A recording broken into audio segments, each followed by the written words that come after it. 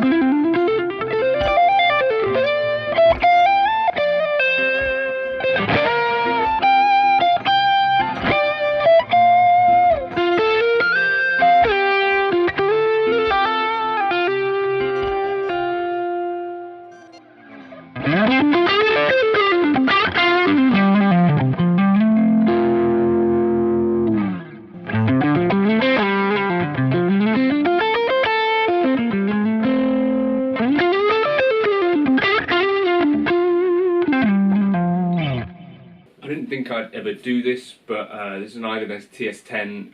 It used to be my favourite Tubescreamer in the world. It's been on my shelf for a while. I've put it in a couple of videos talking about how I didn't think I'd ever sell it. But I watched a video with Mick from That Pedal Show featuring a Keeley modded 808, and I was blown away by the tone. And when I compared them side by side, actually, maybe I made a mistake. But it's too late now. Got to go to the post office. More on that in a sec. So I'm back from the post office now. So I think the good news is that I think I about doubled my money on the TS10, and I bought this for about £160.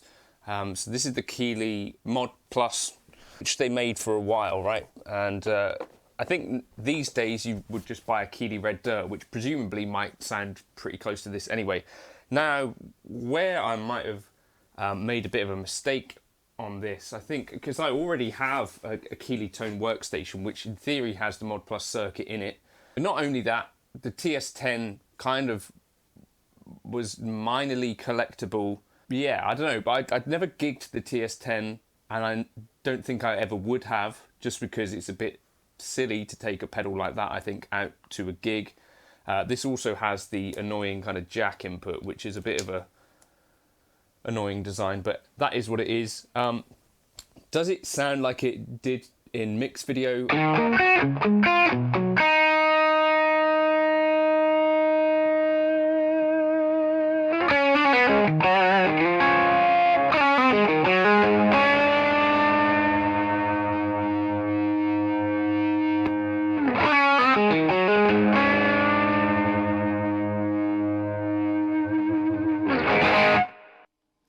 That's the best channel of Tubescreamer I've ever heard.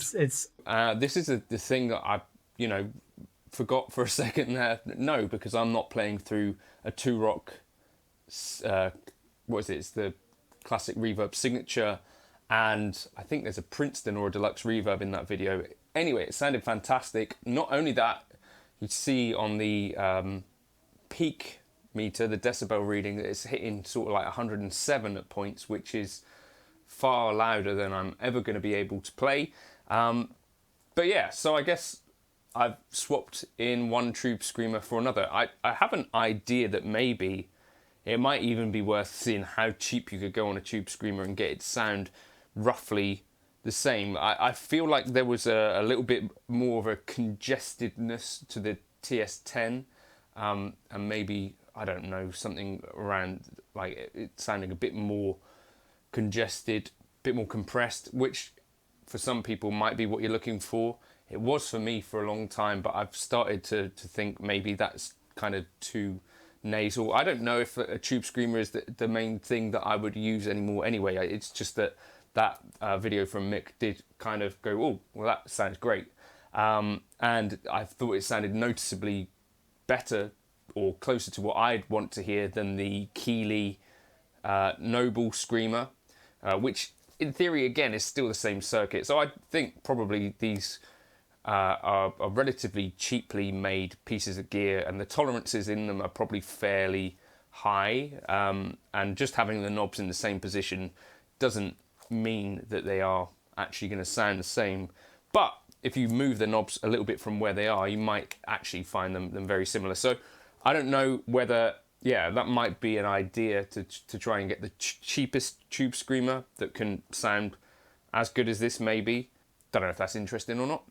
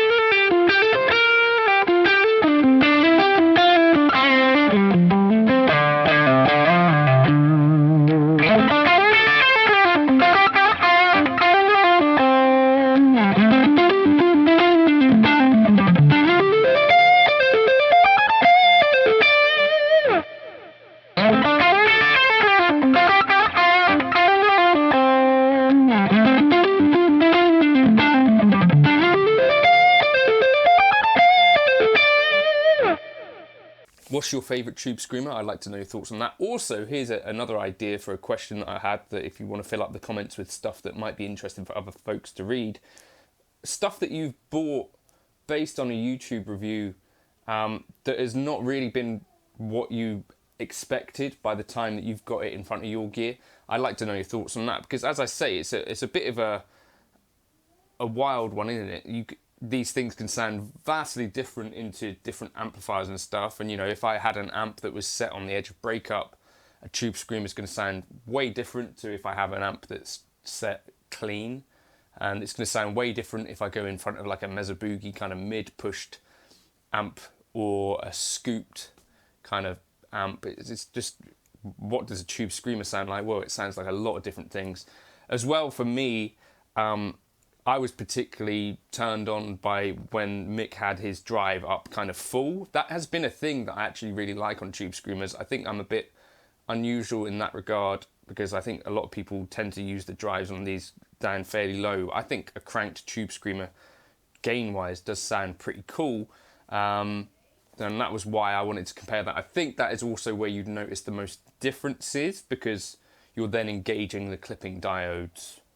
I think that would be the case, that where you're going to get most deviance and deviation where the gain is engaged. So the settings were roughly similar on both. I feel like this has a bit more gain.